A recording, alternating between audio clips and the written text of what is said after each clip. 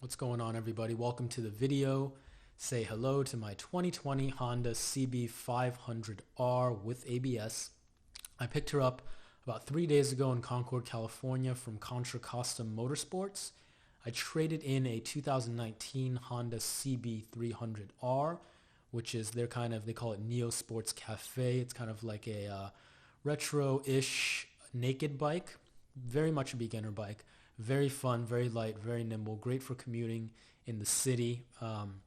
But the reason I traded it in was because it just wasn't powerful enough for highway rides. And one of the main things that I wanted to get out of a motorcycle was seeing Northern California, all the beauty and all the natural landscapes and the parks and the scenic drives.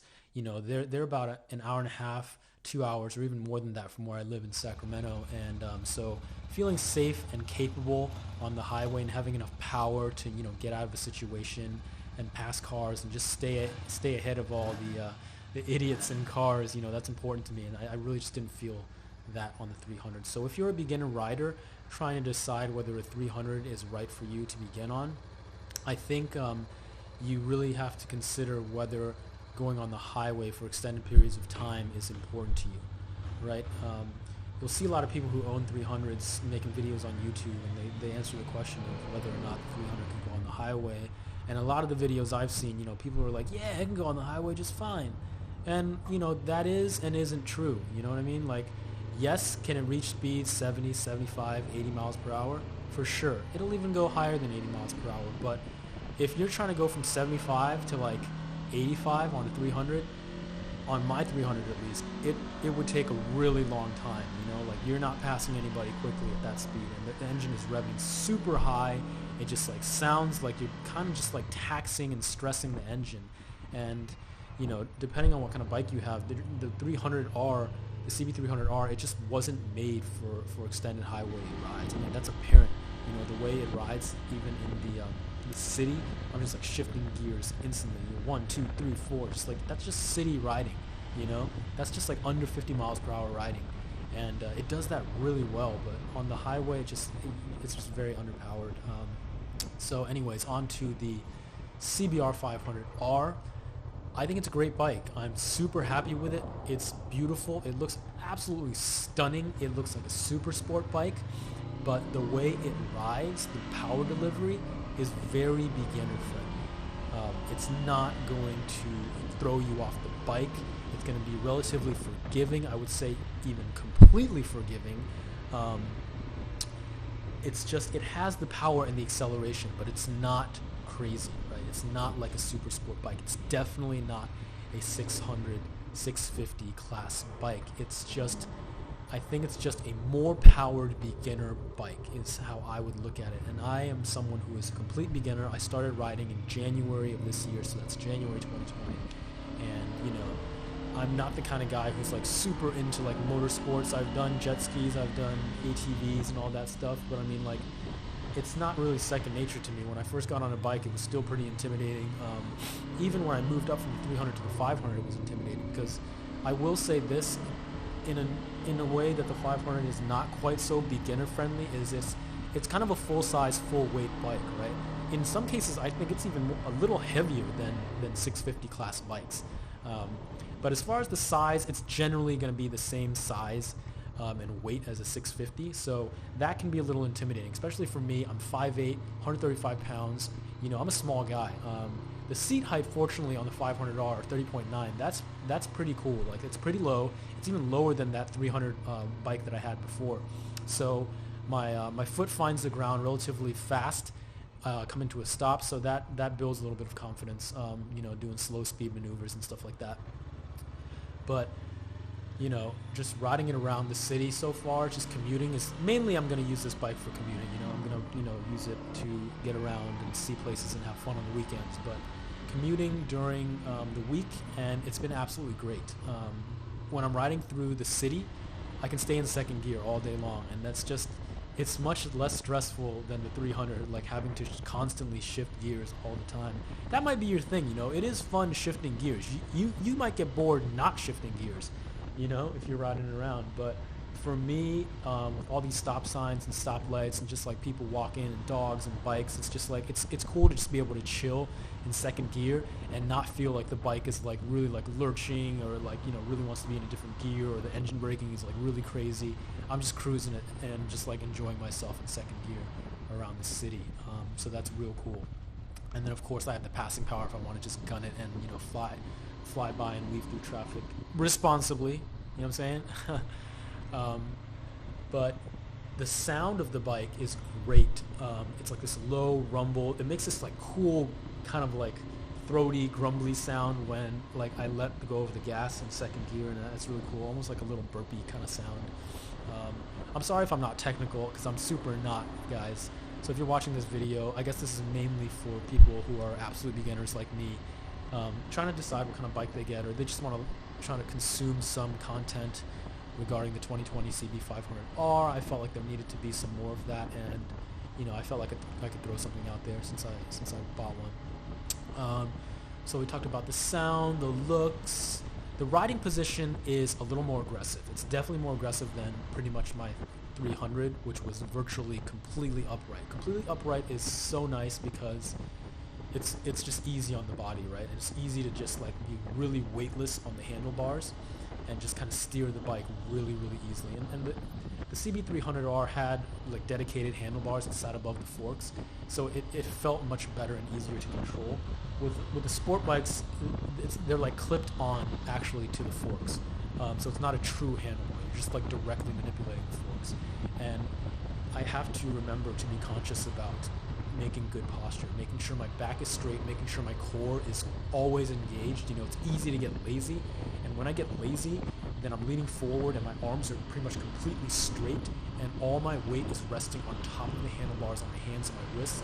Not only is that super uncomfortable after like a very short amount of time, but it makes the bike a lot more harder to control, because when I do my steering inputs, instead of like lightly just pushing forward on the handlebars, my weight is actually pretty much on top of the handlebars, and it makes the bike almost unresponsive to the inputs that you put in. So that's one thing to keep in mind. You have to be mindful of your posture on this bike. It's not super crazy. I will say it's not like a super lean. It's definitely good enough to commute every day in, but you will have to be mindful of your posture, or else it's going to suck. So the seat is very comfortable. The mirrors I have no problem with. Brakes, they're not. The front brake doesn't seem as great. It doesn't feel as good as my 300. My 300 felt very smooth and grippy.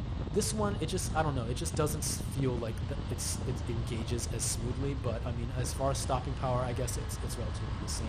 Shifting feels amazing. The throttle feels amazing. The sound, it feels like I moved up to a luxury vehicle. It feels like the 300 was cheaply made, and it wasn't. You know, it was a good, great bike. I bought it brand new. But it was just like the parts were lighter and kind of like cheaper feeling. When I shifted gears on the 300, I could barely tell sometimes. You know, there wasn't that tactile feedback, and like all the levers were kind of light and dinky, and you hear this like the chain like rattling when you rode. It just had overall kind of like a little clickety clackety feel to it. And the 500 is much more refined. Like shifting feels strong and robust. And like, it just feels so much better. Like everything feels, sounds, and looks so much better. It's got this really cool modern dash. I don't know if it's LED or LCD, but it's really easy to read. The tachometer is really cool. It has a gear indicator, which is like right there for you to see, so you don't have to like keep tabs in your head about what gear you're in. So that's very nice. As far as features, it's kind of bare bones there. It doesn't have anything like kind of like variable traction control or anything like that. But you know, for the price, I'm pretty happy with it. You know, if you want to move up to the 650, you're paying like $10,000 new at least. That's MSRP. So you're probably looking at like $12,000, you know, for a Honda Super Sport. But this is kind of middle of the road. The price was very fair. You know, MSRP about $7,000. And yeah, I think if you're a beginner and you know you feel confident in the bigger size of the bike, I think you should go for it. And I think that's the only real consideration, because you shouldn't be scared about the power. I think that anybody who tries to tell you that the CBR500R is too powerful for a beginner, I don't necessarily agree with that, unless you're someone who's like really, really conservative, someone who's maybe like not only never been on a motorcycle before, but if you are someone who's like, if you haven't even ridden a bike since you were like 5 years old, you know, if you have never done motorsports before, if this whole thing kind of intimidates you, if you've never driven a manual transmission car before, a stick shift car, and it's all like super new to you and it does kind of freak you out, you know, then yeah, maybe the 500 isn't the best choice for you, especially not new, right? Like maybe look for something used or something 300. If you feel like, you know, just be honest with yourself. You know, if you feel like you really need that extra confidence and you definitely rather play it safe than sorry, go for the 300. You know what I mean? Like, you know, don't risk it. Learn on the 300. You will build extraordinary amounts of confidence on the 300. The way you can flick that thing like a bicycle, pretty much, man. And you know, you won't even have to think about it for a while. Before you know it, you're just gonna be like zooming around town and just like passing cars, just having a blast on the 300, right? So if you feel like you're gonna need that confidence, I feel like you should start on the 300. But if you're like all right with it, you know, if you feel like you're not very intimidated by it, maybe it is your first motorcycle. But you know, if you've done maybe dirt bikes in the past, or you know, ridden power sports vehicles, and it's just you're okay with that, then I think the 500 is a solid choice. Even a used 500, I think there's a great market for that, and I think there will be a little more room to grow into. You know, if you a lot of people move up, you know, move up. So, you know, I don't want to rule that out, because honestly, when I bought my 300, I was like, you know what, this is gonna be good enough. Before I even like rode it 1,500 miles, which is how much I put on it before I sold it, I was just like, nah, I'm not gonna go out of it. It'll be fine. And then, you know, in the city, it was super fun, and just like weaving, just like, you know, moving side to side on that bike like it was nothing, because it was so light. And then I took it on the highway and I was just like, wow, I don't feel safe. This sucks. Like, this absolutely sucks. How am I going to get to Tahoe on this bike? Like, that's going to suck. Nowadays, like, cars fly on the highway, right? 75, 80, like, on some highways isn't even considered fast. That's like the norm on some highways. And when you're like pushing 75 and the engine's like all revved out and you don't have any passing power, the cars are like flying past you. And then the cars that are behind you are like, why is this dude going so slow? And then they like, you know, they dip out the lane and like pass you really fast. Like, I don't feel safe when that happens, and I don't feel safe when I have no options like that on the highway. So that's why I moved up to the 500, which has plenty of power for the highway, plenty of power for street riding. So yeah, guys, that's all I have to say about this. I hope I wasn't rambling too much. This was a voiceover. I don't have a motovlogging setup. I don't think I'm going to do a motovlogging setup because I'm not that interested in doing that. But I did just want to put out some content for people who are trying to consume as much CBR500 content as possible. I know I was when I was looking to buy it. So yeah, if you have any questions or comments, just shoot them below, and I'll definitely be getting to them since I have 0 subscribers. Thank you again, guys. Thank you so much. Everybody stay safe during this crazy time. COVID-19 survivors, holla.